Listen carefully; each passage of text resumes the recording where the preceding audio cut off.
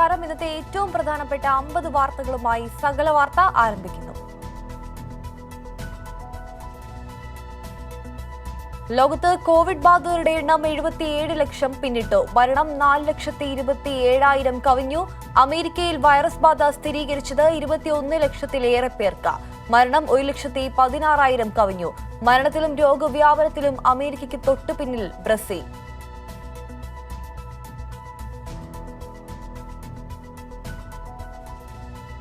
സംസ്ഥാനത്ത് 78 പേർക്ക് കോവിഡ്-19 സ്ഥിരീകരിച്ചു. 32 പേർ രോഗമുക്തി നേടി.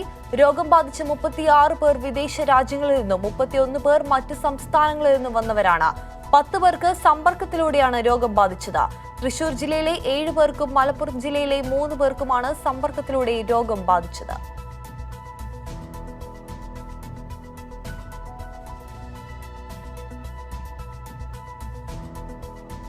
കോവിഡ് പ്രോട്ടോകോൾ ലംഘിച്ച് മുസ്ലിം ലീഗ് നേതാവ് ക്വാറന്റൈനിൽ കഴിയുന്ന യുവാവിനെ സന്ദർശിച്ചു. ലീഗ് കോഴിക്കോട് ജില്ലാ കമ്മിറ്റി അംഗവും കുന്നുമ്മൽ ബ്ലോക്ക് പഞ്ചായത്ത് മെമ്പറുമായ VP കുഞ്ഞബ്ദുള്ളയാണ് കോവിഡ് മാനദണ്ഡം ലംഘിച്ചത്.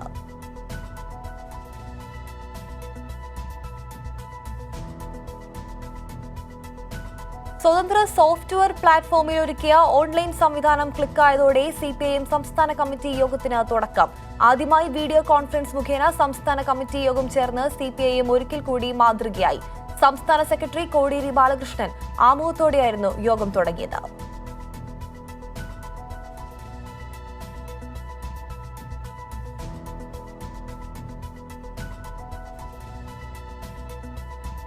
ഔദ്യോഗിക ഫേസ്ബുക്ക് പേജിലൂടെ സ്ത്രീകളെ അസഭ്യം പറഞ്ഞതിന് VD സതീശൻ MLA-ക്കെതിരെ കേസെടുത്തു.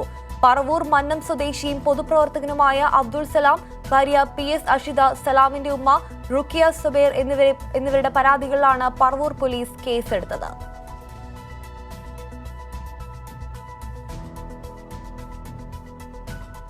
കോവിഡ് രോഗികൾ കൂടുന്ന സാഹചര്യത്തിൽ പരിശോധന 5 മടങ്ങ് വർദ്ധിപ്പിച്ച് സംസ്ഥാന സർക്കാർ. ദിവസവും 1000-ൽ താഴെ സാമ്പിളാണ് പരിശോധിച്ചിരുന്നത്. എന്നാൽ നിലവിൽ 5000 പേരിൽ പരിശോധന നടത്തുന്നു. കൂടുതൽ രോഗികളുള്ള പാലക്കാടാണ് പരിശോധനയിലും മുന്നിൽ.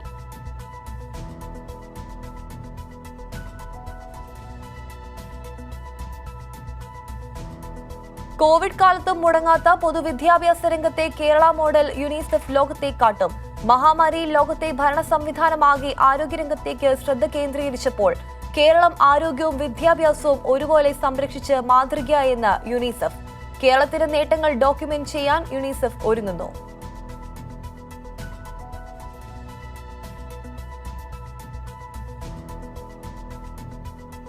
കേന്ദ്ര സർക്കാരിന്റെ ജനവിരുദ്ധ സമീപനങ്ങൾക്കെതിരെ 16 നടക്കുന്ന പ്രതിഷേധ ദിനം വിജയിപ്പിക്കാൻ CPIM സംസ്ഥാന കമ്മിറ്റി അഭ്യർത്ഥിച്ചു. പകൽ 11 മുതൽ 12 വരെയാണ് പ്രതിഷേധ പരിപാടി. ആദായ നികുതിക്ക് പുറത്തുള്ള എല്ലാ കുടുംബത്തിനും 7500 രൂപ വീതം 6 മാസത്തേക്ക് നൽകുക, ഒരാൾക്ക് 10 കിലോ വീതം ഭക്ഷ്യധാന്യം സൗജന്യമായി നൽകുക എന്നിവയാണ് പ്രധാന മുദ്രാവാക്യങ്ങൾ.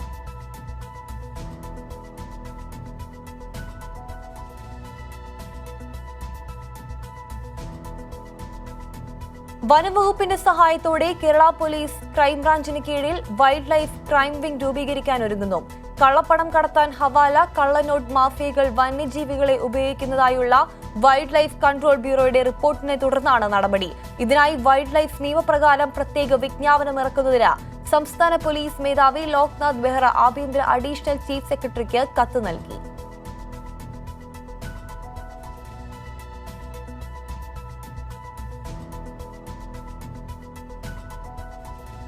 കോവിഡ് സാമ്പത്തിക പാക്കേജിന്റെ ഭാഗമായുള്ള 1000 രൂപ ധനസഹായം 13 ലക്ഷത്തിലധികം ആളുകൾ കൈപ്പറ്റി.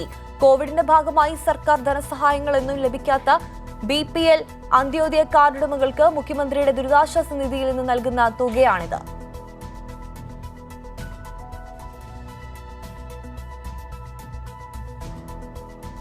ഇന്ന് കേരളത്തിന്റെ ജനനായകൻ EMSന്റെ 111ാം ജന്മദിനം.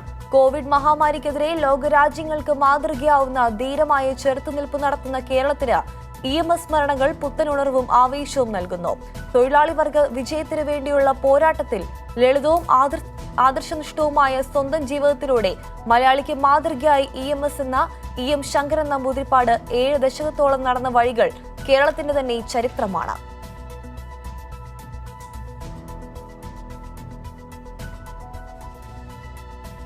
തൃശൂർ ജില്ലയിൽ ഇന്നലെ 14 പേർക്ക് കൂടി കോവിഡ് സ്ഥിരീകരിച്ചു. 7 പേർക്ക് സമ്പർക്കത്തിലൂടെയാണ് രോഗബാധ. കോവിഡ് പോസിറ്റീവായവരിൽ 6 ആരോഗ്യ പ്രവർത്തകരും ഉൾപ്പെടും. രോഗികളുടെ എണ്ണത്തിലെ വർധന അപ്രതീക്ഷിതമല്ലെന്ന് ജില്ലാ ഭരണകൂടം വ്യക്തമാക്കുന്നു. സമ്പർക്കത്തിലൂടെ രോഗവ്യാപനം നിലനിൽക്കുന്ന പശ്ചാത്തലത്തിൽ ജില്ല കനത്ത ജാഗ്രതയിലാണ്.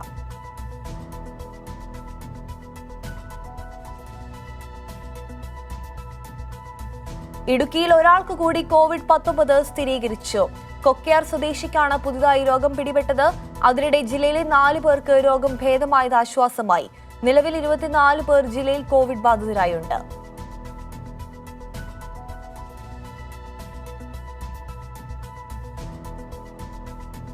കോട്ടയം ജില്ലയിൽ കോവിഡ് ബാധിച്ച 82കാരന്റെ പരിശോധനാ ഫലം നെഗറ്റീവായി. ഈ മാസം 2-ന് രോഗം സ്ഥിരീകരിച്ചയാളാണിത്.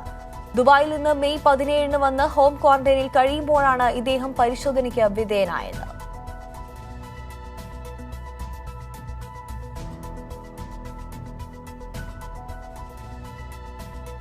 തിരുവനന്തപുരം ഗവൺമെന്റ് ആർട്സ് കോളേജിലെ മുൻകാല SFIക്കാരുടെ കൂട്ടായ്മയുടെ നേതൃത്വത്തിൽ തിരുവനന്തപുരം മോഡൽ LPSലെ 7 കുട്ടികൾക്കും പേയൂർക്കട GHSS, ബാർട്ടൺ ഹിൽ സ്കൂൾ എന്നിവിടങ്ങളിലെ കുട്ടികൾക്കും TV വാങ്ങി നൽകി. പഴയകാല SFI പ്രവർത്തകർ പണം സംഭരിച്ചാണ് TV നൽകിയത്. അടുത്ത ഘട്ടമായി വാമനപുരത്തെ സ്കൂളിലും ഒരു വായനശാലയിലും കുട്ടികൾക്ക് പഠിക്കാനായി TV നൽകുമെന്ന് കൂട്ടായ്മ അറിയിച്ചു. യുവജനക്ഷേമ board vice chairman P. Biju school അധികാരികൾക്ക് TV നൽകി ഉദ്ഘാടനം നിർവഹിച്ചു.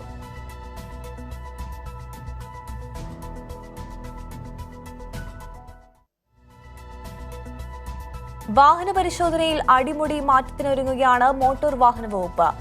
ചെല്ലാൻ എന്ന നൂതന സാങ്കേതിക വിദ്യയുടെ സഹായത്തോടെ വാഹന പരിശോധനയിലും ഡിജിറ്റലൈസ് ചെയ്യാനാണ് മോട്ടോർ വാഹന വകുപ്പ് ഒരുങ്ങുന്നത്. പദ്ധതിയുടെ ആദ്യഘട്ടത്തിന് എറണാകുളത്ത് തുടക്കമായി.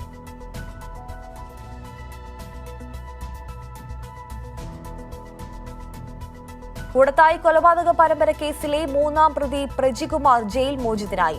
5 കേസുകളിലും ജാമ്യം ലഭിച്ചതിനെ തുടർന്നാണ് ജയിലിൽ നിന്ന് പുറത്തിറങ്ങിയത്.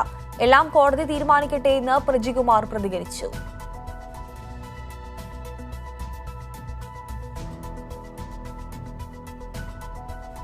മഹാത്മാഗാന്ധി സർവകലാശാല ജൂൺ 23-ന് ആരംഭിക്കാനിരുന്ന 2ാം സെമസ്റ്റർ ബിരുദ പരീക്ഷകൾ മാറ്റിവെച്ചതായി വൈസ് ചാൻസലർ സാബു തോമസ് അറിയിച്ചു. പുതുക്കിയ തീയതി പിന്നീട്. ജൂൺ 16 മുതൽ ആരംഭിക്കാനിരിക്കുന്ന 4ാം സെമസ്റ്റർ ബിരുദ പരീക്ഷകൾ ജൂൺ 23 മുതൽ ആരംഭിക്കുന്നതിന് പുതുക്കി നിശ്ചയിച്ചിരുന്നു.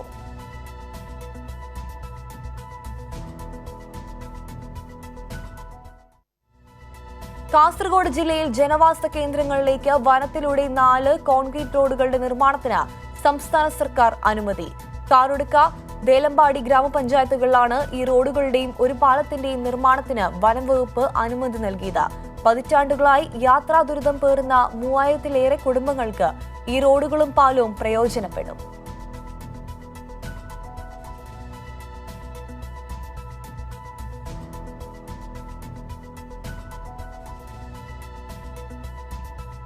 പഠിക്കാം പ്രകൃതിയോടൊപ്പം പടുത്തുയർത്താം കാർഷിക സംസ്കാരം എന്ന മുദ്രാവാക്യവുമായി SFI കൊല്ലം ജില്ലയിലെ കൊട്ടിയം ഏരിയ കമ്മിറ്റി പരിസ്ഥിതി വാരാചരണത്തിന്റെ ഭാഗമായി മഴക്കുഴി നിർമ്മാണം ആരംഭിച്ചു. ഏരിയതല ഉദ്ഘാടനം കണിച്ചേരി സ്കൂളിൽ block panchayat president S. Rajeev ഉദ്ഘാടനം ചെയ്തു. രാജ്യത്ത് കോവിഡ് ബാധിതരുടെ എണ്ണം 3 ലക്ഷം കടന്നു. 1.5 ലക്ഷത്തിലധികം പേർ ചികിത്സയിൽ തുടരുന്നു. ആശുപത്രികളിലെ സൗകര്യങ്ങൾ വർദ്ധിപ്പിക്കാൻ സംസ്ഥാനങ്ങൾ ശ്രമം ആരംഭിച്ചു. അതേസമയം ദില്ലിയിലും തമിഴ്നാട്ടിലും കോവിഡ് വ്യാപനം രൂക്ഷമാവുകയാണ്.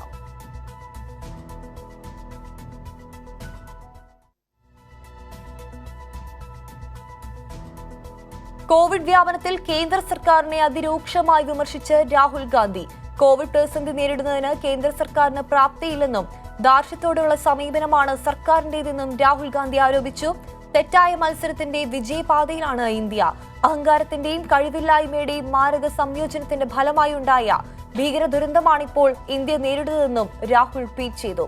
രോഗവ്യാപനത്തിൽ ഇന്ത്യയുടെ മുന്നേറ്റം വ്യക്തമാക്കുന്ന ഗ്രാഫ് പങ്കുവച്ചുകൊണ്ടായിരുന്നു രാഹുൽ ഗാന്ധിയുടെ ട്വീറ്റ്.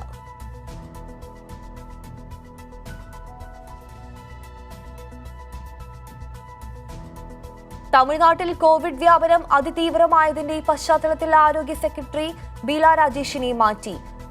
ജെ. രാധാകൃഷ്ണനെ ആരോഗ്യ സെക്രട്ടറിയായി നിയമിച്ചു. ബീല രാജേഷിന് മുമ്പ് രാധാകൃഷ്ണനായിരുന്നു ആരോഗ്യ സെക്രട്ടറി.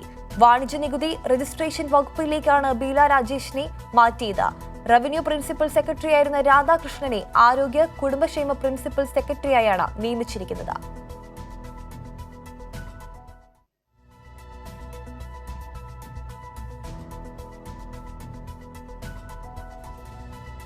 കോവിഡ് രോഗം സുഖപ്പെടുത്തുന്നതിനായി വൈറസ് ബാധ സ്ഥിരീകരിച്ചവരുടെ കൈകളിൽ ചുംബിച്ച മധ്യപ്രദേശിലെ ആൾ ദൈവം അസ്ലാം ബാബ കോവിഡ് ബാധിച്ച് മരിച്ചു. രത്ലാം ജില്ലയിലായിരുന്നു ബാബ താമസിച്ചിരുന്നത്. ജൂൺ 3-നാണ് അസ്ലാം ബാബയ്ക്ക് കോവിഡ് സ്ഥിരീകരിച്ചത്. തൊട്ടടുത്ത ദിവസം മരിച്ചു. ബാബയുമായി സമ്പർക്കത്തിലായ 50ഓളം പേർ ക്വാറന്റൈനിൽ പ്രവേശിച്ചതായി രത്ലാം SP ഗൗരവ് തിവാരി പറഞ്ഞു. അസ്ലം ബാബ താമസിച്ചിരുന്ന നയാപുര മേഖലയിലെ 150 പേരെയും ക്വാറന്റൈനിൽ പ്രവേശിപ്പിച്ചു. നയാപുര കണ്ടെയ്ൻമെന്റ് സോണായി പ്രഖ്യാപിച്ചിട്ടുണ്ട്.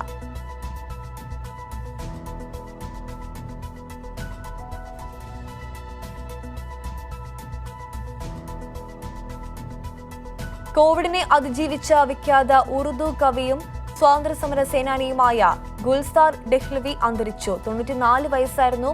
നോയിഡിലെ വസതിയിലായിരുന്നു അന്ത്യം. 5 ദിവസം മുമ്പായിരുന്നു ഇദ്ദേഹം കോവിഡ് മുക്തി നേടിയത്.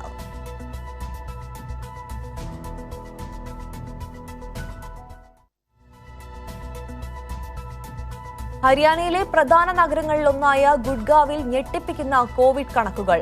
ജൂൺ 1-ന് ശേഷം ഗുഡ്ഗാവിൽ കോവിഡ് മരണം 6 ഇരട്ടി വർദ്ധിച്ചു. രോഗികളുടെ എണ്ണം 3.5 ഇരട്ടിയായാണ് വർദ്ധിച്ചത്. ഹരിയാനയിലെ 6000-ഓളം കോവിഡ് കേസുകളിൽ 45%, 64 കോവിഡ് മരണങ്ങളിൽ 19 ഗുഡ്ഗാവിലാണ്. ഗുഡ്ഗാവ് കഴിഞ്ഞാൽ ഫരീദാബാദും സോണിപത്തുമാണ് കോവിഡ് വ്യാപനം രൂക്ഷമായ ജില്ലകൾ. ഇവ ദില്ലിയുടെ സമീപത്താണ്. ഫരീദാബാദിൽ 10 ദിവസത്തിനിടെ കേസുകളുടെ എണ്ണം 367-ൽ നിന്ന് 929 വർദ്ധിച്ചു. മരണം 8-ൽ നിന്ന് 22.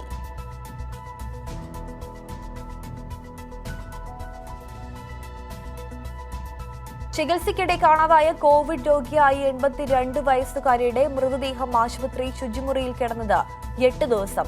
ബന്ധുക്കളുടെ പരാതിയെ തുടർന്ന് മൃതദേഹം കണ്ടെടുത്തത് ശുചിമുറിയുടെ വാതിൽ പൊളിച്ചു നടത്തിയ പരിശോധനയിൽ. മുംബൈയിൽ നിന്ന് 410 കിലോമീറ്റർ അകലെ ജൽഗാവിലെ മെഡിക്കൽ കോളേജിലാണ് രാജ്യത്തെ നടുക്കിയ ദുരന്തം.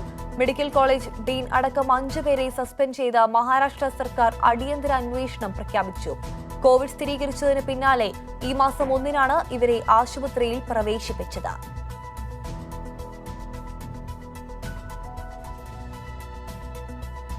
സർക്കാർ ഓഫീസിന് മുൻപിൽ കുഴഞ്ഞു വീണ് മരിച്ചയാളുടെ മൃതദേഹം നീക്കം ചെയ്തത് മാലിന്യം കൊണ്ടുപോകുന്ന വാനിൽ. ഉത്തർപ്രദേശിലെ ബൽറാംപുരിയിലുണ്ടായ സംഭവത്തിന്റെ വീഡിയോ സമൂഹമാധ്യമത്തിൽ പ്രചരിപ്പിച്ചതോടെ 3 പോലീസുകാരെയും 4 നഗരസഭാ ജീവനക്കാരെയും സസ്പെൻഡ് ചെയ്തു.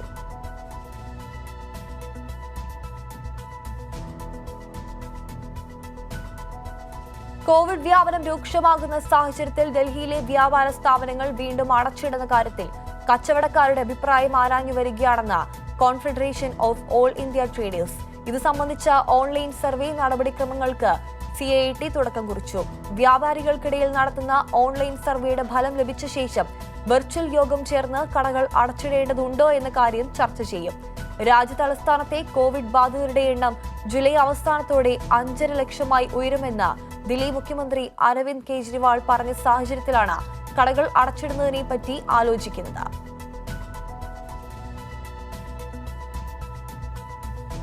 ദില്ലിയിലെ കേരള ഹൌസ് ജീവനക്കാരന് കോവിഡ്. ദിവസവേതനത്തിന് ജോലി ചെയ്യുന്ന തൊഴിലാളിക്കാണ് രോഗം സ്ഥിരീകരിച്ചത്. ഉത്തരേന്ത്യൻ സ്വദേശിയായ ഇയാൾ ദില്ലിയിലെ LNGP ആശുപത്രിയിൽ തീവ്രപരിചരണ വിഭാഗത്തിൽ ചികിത്സയിലാണ്. 8 ദിവസം മുമ്പ് ജോലിക്കെത്തി മടങ്ങിയ തൊഴിലാളിയാണ് ഇയാളെന്ന് കേരള ഹൌസ് റെസ്റ്റോറന്റ് കമ്മീഷണർ അറിയിച്ചു. ഇയാളുമായി സമ്പർക്കം പുലർത്തിയവരോട് നിരീക്ഷണത്തിൽ പോകാൻ നിർദ്ദേശം നൽകി. കേരള ഹൌസിൽ ആദ്യമായാണ് ഒരാൾക്ക് കോവിഡ് ബാധിക്കുന്നത്.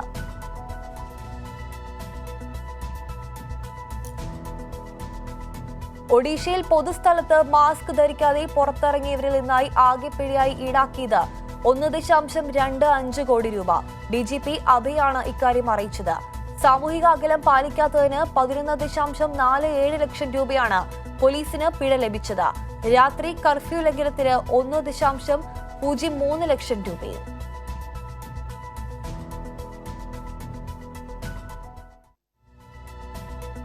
ആഫ്രിക്കൻ ഭൂഖണ്ഡത്തിൽ കോവിഡ് പടരുന്നതിന്റെ വേഗത വർദ്ധിക്കുന്നുവെന്ന് ലോകാരോഗ്യ സംഘടന.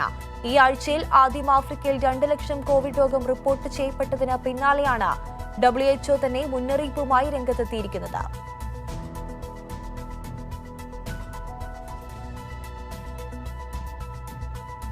അമേരിക്കൻ പോലീസ് അതിക്രമത്തിൽ മരിച്ച ജോർജ് ഫ്ലോയിഡിന്റെ കൊലപാതകത്തിൽ പ്രതിഷേധിച്ച് ബ്രിട്ടീഷ് പാർലമെന്റ് സ്ക്വയറിലെ മഹാത്മാഗാന്ധിയുടെയും വിൻസൻ ചർച്ചിലിന്റെയും പ്രതിമകൾ മറച്ചു.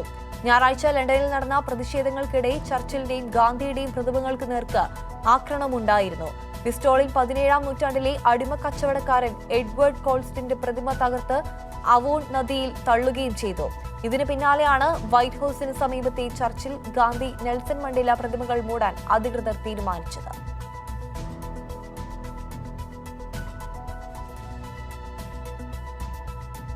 കോവിഡ് പിടിയിൽ നിന്ന് സ്പെയിൻ തിരിച്ചുവരവിന്റെ പാതയിൽ. തുടർച്ചയായ 4-ാം ദിവസവും രാജ്യത്ത് പുതിയ കോവിഡ് കേസുകൾ റിപ്പോർട്ട് ചെയ്തിട്ടില്ല. സ്പെയിനിൽ ആരോഗ്യ മന്ത്രാലയമാണ് ഇക്കാര്യം അറിയിച്ചത്. ലോകത്തെ ഏറ്റവും കൂടുതൽ കോവിഡ് രോഗികളുള്ള രാജ്യങ്ങളുടെ പട്ടികയിൽ 6-ാം സ്ഥാനത്താണ് സ്പെയിൻ.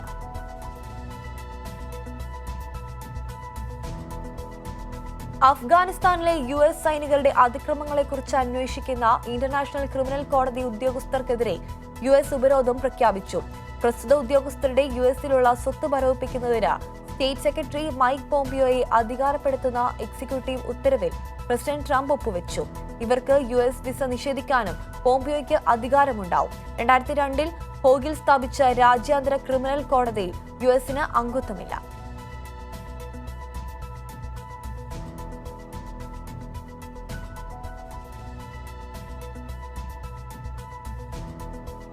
ഉക്രൈൻ പ്രസിഡന്റ് വോലോ ഡൈമറിന്റെ ഭാര്യ ഒലീന സെൽക്കിസ്ക്ക് കോവിഡ് സ്ഥിരീകരിച്ചു. ഇതേ തുടർന്ന് ഒലീനയെ നിരീക്ഷണത്തിലാക്കി. സ്വന്തം വസതിയിലാണ് ഒലീനയെ നിരീക്ഷണത്തിൽ പാർപ്പിച്ചിരിക്കുന്നത്. ഒലീനയ്ക്ക് കോവിഡ് സ്ഥിരീകരിച്ച വിവരം പ്രസിഡന്റാണ് അറിയിച്ചത്. രോഗലക്ഷണങ്ങളില്ലാത്തതുകൊണ്ട് ഒലീനയെ വീട്ടിൽ നിരീക്ഷണത്തിലാക്കി. നിരീക്ഷണവുമായി ആരോഗ്യവകുപ്പ് പുറത്തിറക്കിയ നിർദ്ദേശങ്ങൾ ഒലീന കർശനമായി പാലിക്കുന്നുണ്ടെന്ന് ആരോഗ്യവകുപ്പ് ഉദ്യോഗസ്ഥർ വ്യക്തമാക്കി.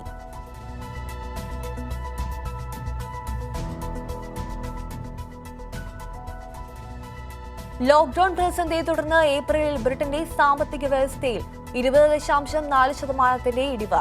സമീപകാല ചരിത്രത്തിൽ ആദ്യമായാണ് എക്കണോമി ഇത്രയും താഴ്ന്നതെന്ന് ഓഫീസ് ഓഫ് നാഷണൽ സ്റ്റാറ്റിസ്റ്റിക്സ് വിഭാഗം അറിയിച്ചു. 2008-2009 സാമ്പത്തിക മാന്ദ്യകാലത്തേക്കാൾ 3 ഇരട്ടിയാണ് നിലവിലെ സാമ്പത്തിക തകർച്ചയെന്നും അധികൃതർ ചൂണ്ടിക്കാട്ടി.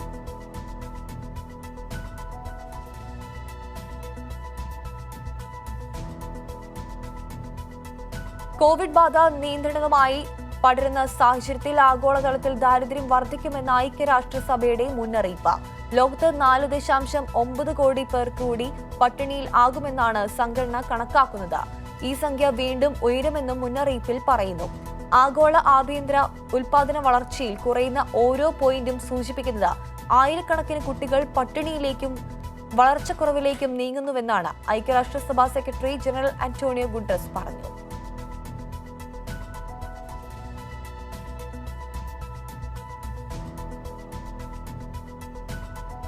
കോവിഡ് വൈറസ് മരുന്ന് റഷ്യയിൽ ഔദ്യോഗികമായി വിതരണം ചെയ്തു തുടങ്ങി.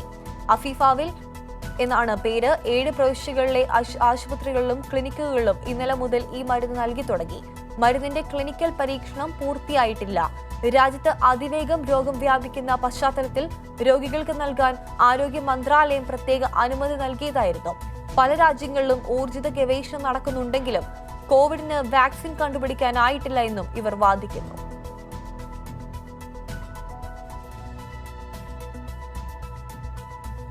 കോവിഡ് വൈറസ് മഹാമാരി 1918-ലെ ഫ്ലൂവിന്റെ അത്ര മോശം അവസ്ഥയിലേക്ക് ലോകത്തെ എത്തിച്ചുകൊള്ളുമെന്ന പഠന റിപ്പോർട്ടുകൾ. ഫ്ലൂ അഥവാ H1N1 ഇൻഫ്ലുവൻസ ബാധിച്ച് അന്ന് 5 കോടിക്കും 10 കോടിക്കും ഇടയിൽ ആളുകൾ ലോകത്താകെ മരിച്ചതായാണ് കണക്കുകൾ പറയുന്നത്. കോവിഡ് വൈറസ് ബാധിച്ചും ഇത്രയും ആളുകൾ മരിക്കാനുള്ള സാധ്യത വളരെ കൂടുതലാണെന്ന് പുതിയ പഠനം വ്യക്തമാക്കുന്നു. മെഡിക്കൽ ജേർണലായ ദ ലാൻസെറ്റിലാണ് പഠന റിപ്പോർട്ട് പ്രസിദ്ധീകരിച്ചത്.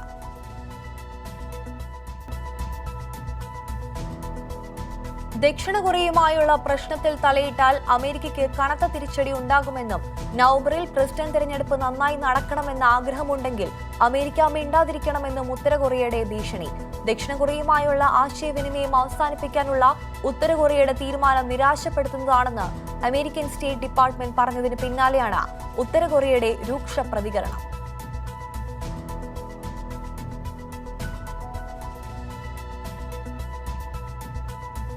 ശാന്തസമുദ്രത്തിലെ ഏറ്റവും ആഴം കൂടിയ ഭാഗമായ മരിയാന ട്രഞ്ചിലെ ചലഞ്ചർ ഡീപ്പിൽ എത്തി നാസ മുൻ ആസ്ട്രോനോട്ട് കത്തി സള്ളിവാൻ ചരിത്രം സൃഷ്ടിച്ചിരിക്കുന്നു. 35,810 അടിയാണ് ഇവിടത്തെ ആഴം. പ്രത്യേക മുങ്ങിക്കപ്പൽ ഇത്രയും ആഴത്തിലെത്തുന്ന ആദ്യ വനിതയാണ് സള്ളിവൻ. ആകെ 8 പേർ മാത്രമാണ് ഇതുവരെ ചലഞ്ചർ ഡീപ്പിൽ എത്തിയിട്ടുള്ളത്.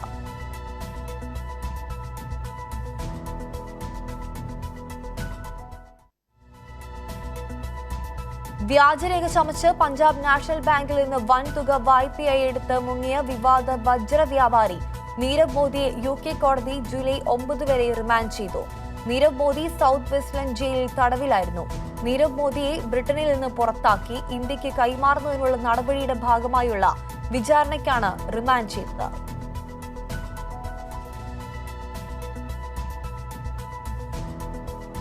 ഒമാനിലെ വിമാനത്താവളങ്ങൾ പ്രവർത്തനം പുനരാരംഭിക്കുന്നതിനായുള്ള ഒരുക്കങ്ങൾ പൂർത്തിയാക്കിയതായി അധികൃതർ. എന്നാൽ ദോഫറിലും ദുഗമിലും ലോക്ക്ഡൌൺ പ്രഖ്യാപിച്ചതിനാൽ ആഭ്യന്തര വിമാന സർവീസുകൾ പുനരാരംഭിക്കുന്നത് വൈകുമെന്ന് ഗതാഗത മന്ത്രി ഡോക്ടർ അഹമ്മദ് ബിൻ മുഹമ്മദ് അൽ ഫുസൈദി അറിയിച്ചു. രാജ്യാന്തര സർവീസുകൾ പുനരാരംഭിക്കുന്നത് സംബന്ധിച്ച് ചർച്ചകൾ നടന്നുവരികയാണെന്നും അധികൃതർ വ്യക്തമാക്കി.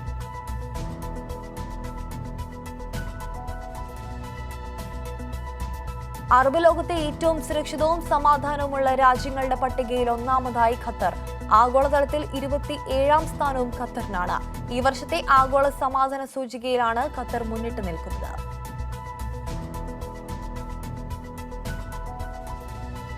ഒമാനിലെ സർക്കാർ ആരോഗ്യ സ്ഥാപനങ്ങളിൽ തൊഴിലെടുക്കുന്ന പ്രവാസികൾക്ക് പിരിച്ചുവിടൽ നോട്ടീസ്. നഴ്സ്, അസിസ്റ്റന്റ് ഫാർമസിസ്റ്റ് എന്നീ മേഖലകളിൽ ജോലി ചെയ്യുന്നവർക്കാണ് മന്ത്രാലയം നോട്ടീസ് നൽകിയിരിക്കുന്നത്. മലയാളികൾ ഉൾപ്പെടെയുള്ളവർക്ക് സെപ്റ്റംബർ വരെയാണ് തൊഴിൽ കാലാവധി അനുവദിച്ചിരിക്കുന്നത്. സർക്കാർ മേഖലയിൽ വിദേശികൾക്ക് പകരം സ്വദേശികളെ നിയമിക്കാൻ നിർദ്ദേശിച്ച് ധനകാര്യ മന്ത്രാലയം സർക്കുലർ പുറത്തിറക്കി ദിവസങ്ങൾക്കിടെയാണ് ആരോഗ്യമേഖലയിലെ പിരിച്ചുവിടൽ നടപടി.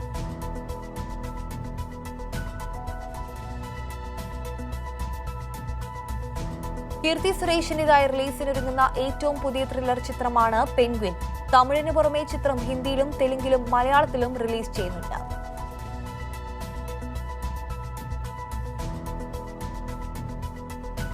നിമിഷ സജീൻ നായികയാകുന്ന ഹിന്ദി ഷോർട്ട് ഫിലിമാണ് കർസെ. ചിത്രത്തിന്റെ ഫസ്റ്റ് ലുക്ക് പുറത്തുവിട്ടു.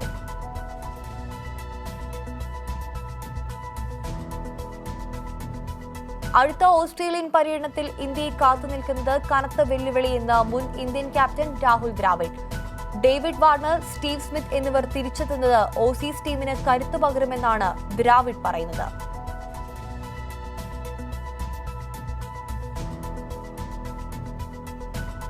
ശ്രീലങ്കൻ പര്യടനം ഒഴിവാക്കിയതിന് പിന്നാലെ ഇന്ത്യയുടെ സിംബാബ്വെ പര്യടനം ഉപേക്ഷിച്ച് BCCI.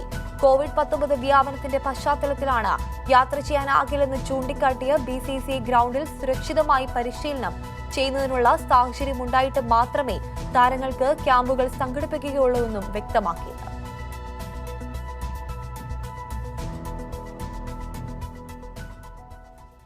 സകല വാർത്ത പൂർണ്ണമാകുന്നു. നമസ്കാരം.